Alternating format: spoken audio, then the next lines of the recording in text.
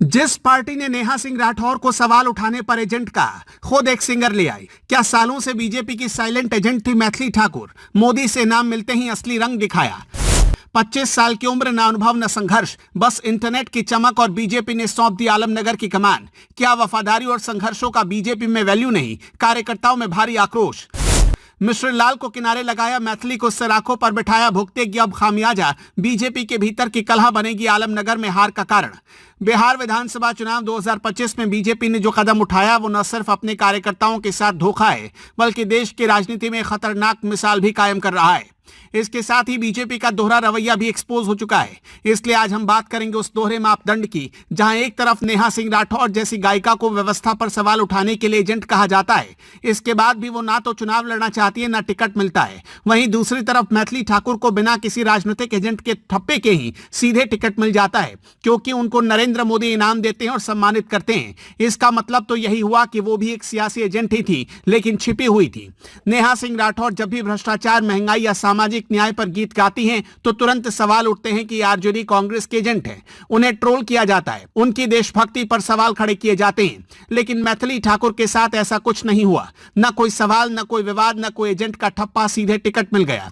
इससे साफ पता चलता है कि मैथिली ठाकुर हिडन एजेंट थी, एक प्री प्लान कैंडिडेट जिसे पहले से ही बीजेपी के लिए तैयार किया गया था। सिर्फ इंतजार था सही वक्त का। मैथिली ठाकुर की उम्र महज 25 साल है। न कोई राजनीतिक अनुभव, न संघर्ष की कहानी, न पार्टी के लिए कोई कुर्बानी, सिर्फ सोशल मीडिया पर फॉलोअर्स और वायरल गाने। क्या इतना काफी एक विधानसभा सीट जीतने के लिए? मधुबनी की आलमनगर सीट जैसी अहम जगह पर एक अनाड़ी को उतारना, ये तो सीधा मजाक है। जनता और कई कई सालों से जीवन खपा देने वाले पार्टी कार्यकर्ताओं के साथ बीजेपी ने जो किया वो कार्यकर्ताओं के साथ सरासर नाइंसाफी है।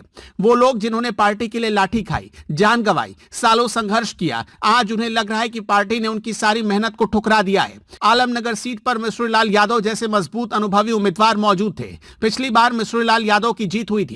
उनके पास इलाके की समझ है, लोगों से जुड़ाव है और सबसे बड़ी बात की राजनीति की गहरी पकड़ है। इतना अनुभवी होने के बाद भी पार्टी ने उन्हें किनारे कर एक इंटरनेट सेलिब्रिटी को तरजीह दी। यह फैसला दिखाता है कि बीजेपी अब योग्यता, अनुभव और वफादारी से ज्यादा सोशल मीडिया की चमक दमक को अहमियत दे रही है। क्या यही नया भारत होगा, जहां मेहनत और संघर्ष की कोई कद्र नहीं होगी?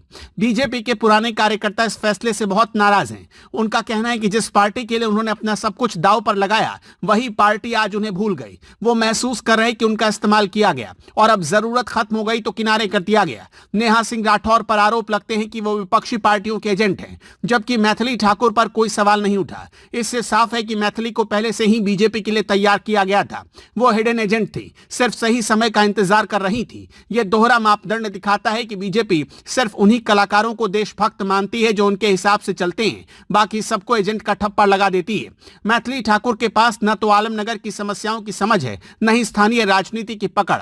गाना गाना अलग बात है, लेकिन विधानसभा में बैठकर कानून बनाना, बजट पर बहस करना, जनता की समस्याओं का समाधान करना, यह सब बिल्कुल अलग काम है। बीजेपी ने सिर्फ शोहरत के भरोसे एक बड़ा जुआ खेला, जो उल्टा भी पड़ सकता है। इसलिए बीजेपी का यह फैसला न सिर्फ गलत है बल्कि खतरनाक भी है। यह उस दिशा में इशारा करता है जहां राजनीति में योग्यता, अनुभव और कड़ी मेहनत की कोई जगह नहीं। सिर्फ सोशल मीडिया की चमक और पार्टी लाइन काफी है। समय बताएगा कि आलमनगर की जनता इस बार मैथिली ठाकुर को स्वीकार करती है या बीजेपी की इस चालबाजी को नकार देती है। एक बात तो तय है कि कार्यकर्ताओं का भरोसा टूट चुका है और यह चुनाव बीजेपी के लिए एक अग्नि परीक्षा साबित हो सकता है।